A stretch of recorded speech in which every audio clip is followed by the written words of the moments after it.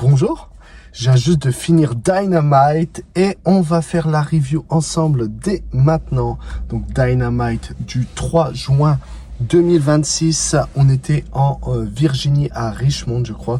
Donc la Virginie qui est l'état natal d'Hangman Page. Hangman Page qui n'est plus apparu depuis sa défaite contre MJF à quel pay-per-view, à Révolution. On attaque le show avec une promo backstage de René Paquette avec Rush, puisque Rush va affronter ce soir MJF pour le titre AEW. Ce n'est pas le main event, ce sera l'opener. Et donc ça c'est tourné avant le show, donc c'est marqué earlier today, plus tôt dans la journée. Et MJF arrive, il baffe Rush. Et il lui dit que toi, si t'es le taureau, moi je suis le matador et je vais te dompter. Ensuite, il s'attaque dans les vestiaires, ça coupe. Ensuite, on a promo retour à la réalité, donc retour au présent de Andrade qui vient motiver Rush en backstage, qui lui dit en gros va le baiser et prend le titre. Ensuite, entrée de Rush, entrée de MJF qui vient avec une tenue de Matador. Et franchement, elle était très belle. C'était un très beau MJF. Ensuite, le match. Bon, un match ok. Rush est un bon catcheur.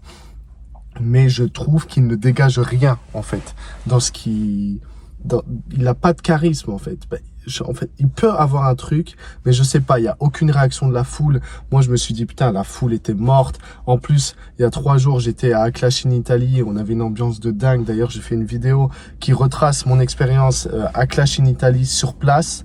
Vous pouvez aller voir, c'est la vidéo d'avant.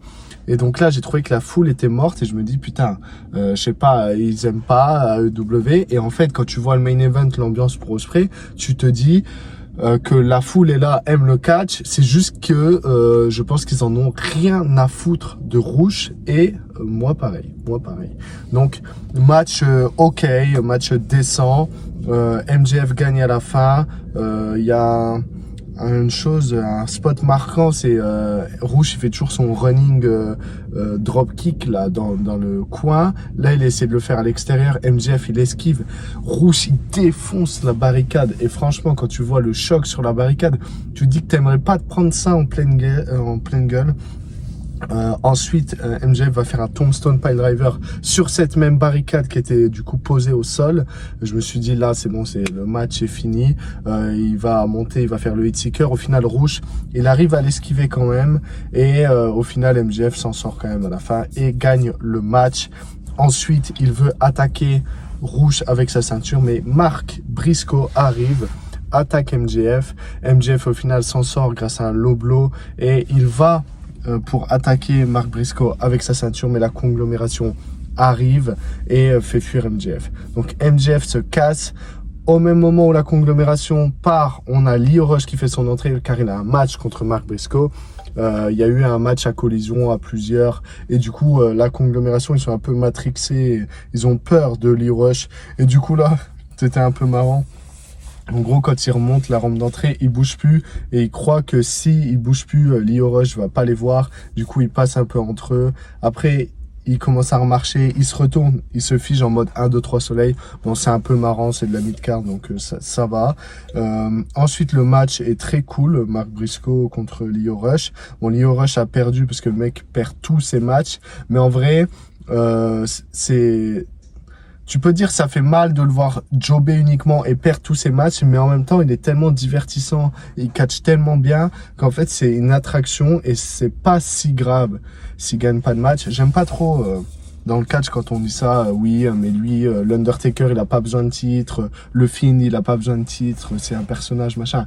Le but d'un catcheur, c'est de gagner des titres, c'est de gagner des matchs, c'est de gagner des titres. Mais j'avoue que pour Lio Rush, bon, il sera jamais vraiment champion du monde. Et il pourrait choper peut-être un jour un titre TNT ou quelque chose comme ça. Là, ça me dérange pas de le voir perdre à chaque fois, surtout que là, Mark Briscoe a besoin de momentum, puisqu'il est en feud avec MJF, une petite rivalité de transition, si je puis dire. Et après le match, il va faire une promo où il dit... en 2023, le 17 janvier, j'ai perdu mon frère, donc Jay Briscoe. Le lendemain, c'était mon anniversaire. Et la semaine d'après, le 25, c'était l'anniversaire de Jay. Et au lieu de partager un gâteau comme on le faisait chaque année, j'ai fait mes débuts à Dynamite. J'ai fait mes débuts à l'AEW. J'ai gravi les échelons. Et chaque semaine, j'ai vu MJF ramener sa gueule, en gros, dire de la merde. Ce qui fait que ça m'a amené à le détester de plus en plus. Et c'est l'homme que je déteste le plus sur cette terre. Et en gros, maintenant, viens là. Quand on s'est affronté, je t'ai battu. Maintenant, t'es champion du monde. Moi, je veux le titre. Donc, tu vas m'affronter. Et MJF va répondre dans une promo plus tard. Mais j'en parlais un peu après. Donc, voilà. C'est tout ce que j'ai retenu. Ensuite, on a une petite promo backstage de Ospreay avec Moxley et les Death Riders, où en gros, toujours, il est un peu en train de s'entraîner. Et là, t'as Moxley qui lui dit, là, tu affrontes Mark Davis. En gros, je vais récapituler. Il y a quelques semaines, ou peut-être un mois maintenant, en gros, Will Ospreay a fait son retour. Après une blessure à la nuque, très grave. Et dans chaque putain de ces matchs, les gens focusaient sa nuque. Il était toujours là. Il y avait, en gros, t'avais 10 minutes de match. À chaque fois, t'avais au moins 3 minutes de Ospreay qui se tient à la nuque, qui va checker avec les médecins et tout. Je commençais à en avoir marre. J'avais dit, Ospreay, c'est un de mes catcheurs préférés. C'est pour moi le meilleur catcheur du monde. Mais là, je commençais à en avoir marre. C'est bon. Ok, là tu reviens, la blessure est très grave et tout, t'es un monstre, t'es revenu et tout. Mais je me suis dit, j'espère que tu vas pas faire ça toute l'année ou pour toute ta vie, tous tes putains de matchs, tu vas tenir la nuque, au bout d'un moment c'est bon quoi. Et ce qu'ils ont trouvé à faire, qui au début je pensais que c'était une mauvaise idée, c'est de le mettre avec les Death Riders. Donc ce qui s'est passé, c'est que Mark Davis a affronté Will Ospreay à Dynamite, il l'a drop sur un piledriver sur l'apron, donc sur le tablier du ring, et les médecins ont arrêté le match, ont fait perdre Will Ospreay sur un stop de l'arbitre en gros. Il est plus en état de combat, donc Will Ospreay perd le match. Après le match, Mark Davis veut remettre un piledriver à Will Ospreay, il se fait sauver par les Death Riders, qui était en feud avec Will Ospreay à ce moment-là, parce que Ospreay avait perdu contre Jon Moxley à Révolution. Donc ils le prennent, en gros ils le kidnappent, ils vont le mettre dans une cave ou je sais pas quoi, ils discutent en mode ouais avec nous tu pourrais devenir inarrêtable, là ça va pas, bref et tout. Ospreay, là, et on découvre la semaine d'après qu'il a accepté, il commence à s'entraîner avec les Death Riders, à renforcer sa nuque, à s'entraîner au catch, à machin. Et au début je me suis dit, pourquoi putain de Will Ospreay, le meilleur catcheur du monde, aurait besoin de Jon Moxley pour un mentor?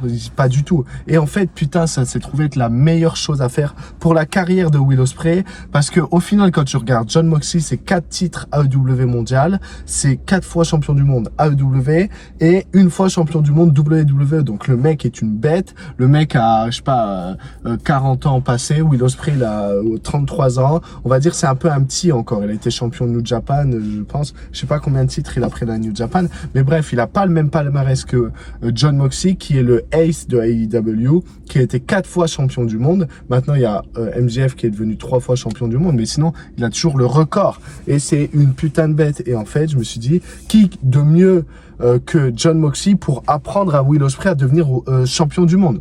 Donc en fait, c'est une putain d'idée de génie. Il s'entraîne avec les Death Riders, ils ont eu des matchs à 3v3, il va bien avec eux, il est beaucoup plus concentré, plus stiff, il a moins mal à la nuque, il a une nouvelle prise de finition / soumission, le Juji Gatame, il gagne des matchs avec. On a vu un nouveau Will Ospreay beaucoup plus concentré, même dans ses tenues, il est beaucoup moins shiny, il est pas vert fluo, machin, il est vert foncé, sobre. On dirait, si vous avez vu la série Green Arrow, la série Arrow, au début, il est là en mode Robin des Bois et tout, après il est beaucoup plus sombre et tout, plus dark et tout, vraiment plus concentré, tu vois. Et franchement, c'est ce Will Ospreay là que je kiffe et je trouve ça génial. Et du coup, là, on a cette promo, donc là, dans le cadre de la demi-finale du tournoi Owen Hart, Ospreay affronte Mark Davis, comme par hasard. Donc, le rematch de cette histoire qui a commencé il y a plusieurs semaines. Et donc, Ospreay va pouvoir se venger. Donc, Jon Moxley dit, faut pas qu'il soit un monstre dans un coin de ta tête, faut pas qu'il rentre dans ta tête et tout. C'était un autre homme qui a perdu contre lui. Là, t'es un nouveau Will Ospreay, là, t'es concentré, là, tu vas y aller, là, tu vas le baiser. En gros, c'est ce qu'il lui dit. Donc voilà, petite promo backstage. Ensuite, on a une promo de Tekla, championne du monde AEW. J'avoue que de base, je ne regarde pas la division féminine, mais ça fait plusieurs fois que je vois des promos de Tekla et je trouve qu'elle est très très divertissante. Donc elle est autrichienne si je ne dis pas de bêtises. J'adore la façon dont elle parle, la façon dont elle s'exprime, ses mimiques, etc. Et le fait qu'elle rentre par la foule et tout, elle fasse ses promos et tout. Enfin bref, c'est trop cool. J'avais vu une promo où elle disait, elle parlait avec une autre meuf qui lui disait ouais, t'as été virée du Japon. Elle lui dit non non, j'ai jamais été virée du Japon. Bon ok, j'ai été virée du Japon et tout, parce qu'en gros il y a eu des problèmes avec la Stardom, je crois, et des problèmes IRL, et elle a été quand même aux yeux du kayfabe, donc dans les storylines, écartée, virée, pour la faire sortir, pas non plus juste virée comme ça, tu vois, du jour au lendemain. Donc ils ont quand même trouvé une histoire. Et là, ça rentre en compte dans le cadre de Forbidden Door. Vu que Stardom fait partie du programme Forbidden Door, là, elle crache sur Stardom. Elle dit oui, j'ai été virée de la Stardom. Là, vous allez mettre une adversaire de Stardom pour Forbidden Door. Je ne déclare pas la guerre à Stardom, je déclare la mort à Stardom. Et là, il y a ces deux potes, Sky Blue et je sais plus qui ramènent une échelle, parce qu'en gros, sur le stage, il y a le logo Forbidden Door, et tout en haut à droite, il y a Stardom. Elle monte, va devant Stardom, elle crache sur le logo Stardom. Donc j'ai trouvé ça très original, vraiment cool, et ça me donne putain d'envie de regarder un peu la division féminine, j'avoue. Donc franchement, Tekla, merci à toi, merci à toi. Ensuite, on a entrée de Andrade qui va affronter un jobber. Donc première chose, Andrade est très beau. Je pense que c'est un des meilleurs catcheurs au monde actuellement. Le mec sort que des masterclass dans le ring. Deuxièmement, je ne comprends pas pourquoi il ne rentre pas avec sa ceinture de la NJPW qu'il a gagnée il y a quelques semaines, parce que ça lui rajouterait encore plus de style. Troisièmement, pourquoi il affronte un putain de jobber alors que le mec est champion NJPW, donc je sais plus, c'est global ou international, je sais plus le nom de son titre, mais en gros il a une ceinture un peu mineure, mais quand même comme une ceinture style AEW international ou continental, quand même très importante. Et je comprends pas pourquoi ce mec affronte un putain de jobber. Donc t'es champion et t'affrontes un jobber. Bref, en tout cas il arrive, il le squash. Ensuite il fait une promo. MJF, ok t'as battu mon ami. Maintenant, est-ce que tu veux me battre? Moi, je pense pas que tu peux me battre. Est-ce que tu penses que tu peux me battre? Oh you know, parce que il parle pas très bien anglais, mais c'est une référence à une promo qu'ils ont eu backstage il y a quelques semaines, où dès que MJF disait un truc, Andrade répondait « How you know », machin, bref, c'était cool. Donc Andrade déclare aussi la guerre à MJF, et il se fait couper par Don Callis, qui est le chef de son clan, parce que Andrade fait partie de la Don Callis family. Don Callis arrive avec Jake Doyle, je n'ai aucune idée de qui est ce mec, je crois que c'est Jake something avant, mais je ne sais pas qui est ce mec. Pour moi, il ressemble juste à Mark Briscoe, un peu moins gros, et enfin bref, je vois pas qui c'est, et je m'en bats les couilles. Donc Don Callis arrive, il dit ok Andrade, mais j'ai quelque chose d'important à dire. Voici le nouveau membre de la Don Callis family, Kevin Knight. Donc Kevin Knight arrive, qu'est-ce qu'il est stylé, putain, qu'est-ce qu'il est stylé comme ça. Nouvelle tenue, nouveau, enfin pas nouveau titre, mais avec le titre et tout. Enfin je sais pas, il est trop stylé. Il a une très belle entrée, avec un drone qui le suit comme ça sur le côté, et lui qui parle au drone. Je trouve ça trop cool. Franchement, ce mec, je l'aimais bien en tant que face, mais bon, je me disais, bon, c'est un face comme les autres et tout. Là, depuis qu'il a tourné heel, je trouve vraiment qu'il a une attitude vraiment très cool, et qui va vraiment, je pense, monter haut dans la compagnie. En tout cas, il a vraiment du gros potentiel. Donc, il rejoint la Don Callis Family, ce qui est ok, parce que, bon, Don Callis Family, c'est l'auberge espagnole, parce qu'il y a tout le monde qui rentre, ils sont 1 milliard dans le clan, mais je sais pas, il y a quelque chose, de toute façon, bon, il n'est pas obligé de faire partie d'un clan, en fait, mais je pense que ça peut lui rajouter quelque chose, parce que Don Callis, bah, c'est un mec quand même assez détesté, et du coup, enfin, ça peut lui rajouter de la hit, etc. Ensuite, rentrée de Mike Bailey pour le match, donc les anciens membres de Jet Speed, donc ils ont eu une promo la semaine dernière, ils se sont attaqués, etc. Là, match pour le titre TNT, c'était un très bon match, et j'ai adoré la nouvelle façon de catcher de Kevin Knight, parce qu'il est beaucoup plus agressif, beaucoup plus concentré, moins pas jouer avec la foule, ce qui est normal parce qu'il est heel. Mais ce que j'ai aimé, c'est qu'il fait du catch intelligent. C'est-à-dire qu'il connaît le moveset de son ancien partenaire, donc il peut le prédire. À un moment, il saute dans les cordes de Mike Bailey, l'autre, il va le pousser parce qu'il sait quel move il va faire. Ensuite, il rentre dans le ring et il demande à l'arbitre, mais vas-y, compte-le à l'extérieur, compte-le à l'extérieur. Et c'est ce genre de truc catch intelligent. Moi, je suis là pour gagner des matchs. Il est à l'extérieur, vas-y, compte-le, tu vois. C'est pas un Kevin Knight lâche qui va fuir du style MJF. Et attention, je critique pas du tout la façon lâche d'agir de MJF parce que c'est son personnage. Et justement, mais je veux pas que ce soit ce personnage-là pour Kevin Knight. Moi, je veux un mec arrogant, qui croit en ses capacités, qui sait qu'il peut battre ses adversaires, qui sait qu'il est cool, qu'il est stylé, qu'il est charismatique et qui veut juste gagner des matchs. Donc, j'ai adoré. Le match est excellent. Je vous invite à le voir. Et à la fin du combat, Kevin Knight dit à MJF qu'il est le dernier à l'avoir battu. Donc s'il veut prendre sa revanche, il l'attend. Donc ça fait 3e mec qui défie MJF ce soir. Ensuite, on a Alex Windsor dans le cadre de la demi-finale de Owen Hart Classic pour les femmes qui affronte une wildcard parce que elle est blessée. Comment elle s'appelle?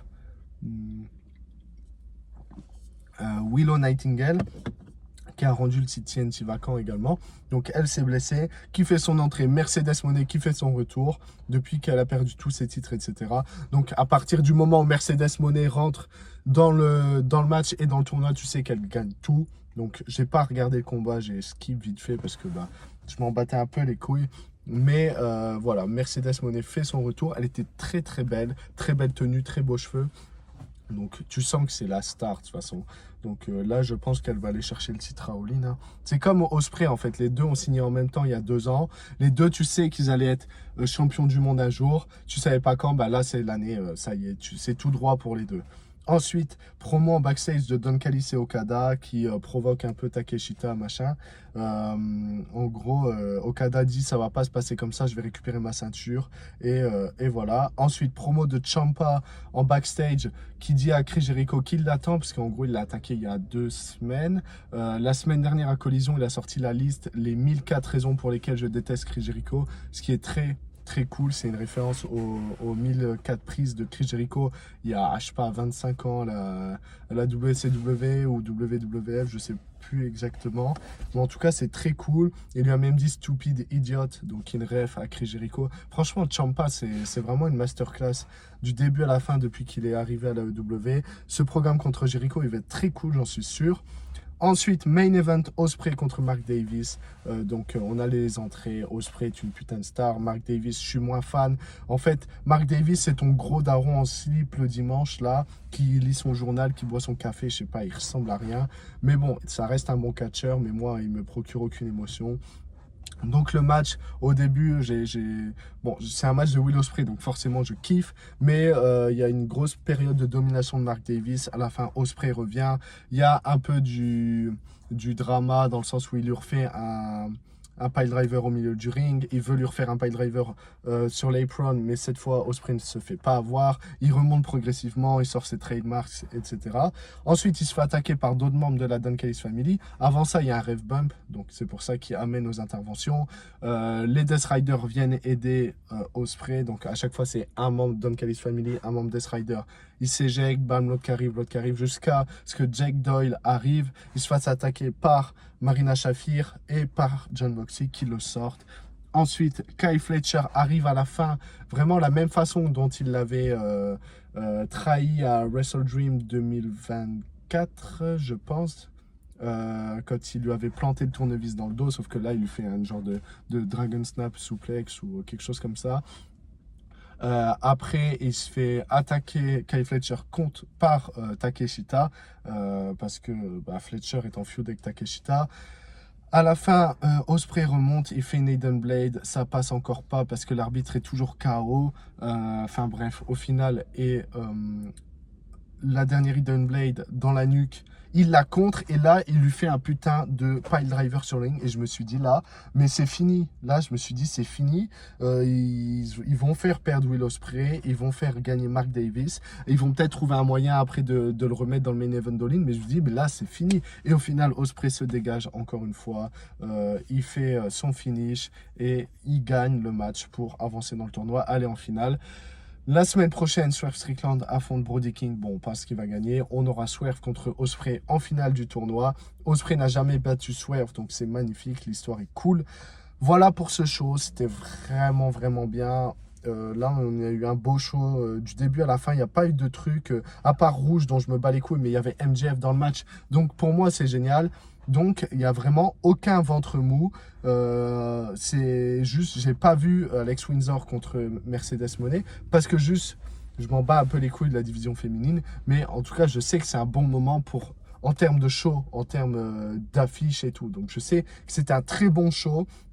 Donc franchement, continuer comme ça, et W, c'est du sans faute là cette année. Donc vraiment, je leur souhaite que le meilleur et on verra ce qui va se passer samedi à Collision. Je vous remercie d'avoir regardé cette vidéo. N'hésitez pas à donner vos avis dans les commentaires. Comme d'hab, vous connaissez les pouces bleus, etc. Au revoir à tous.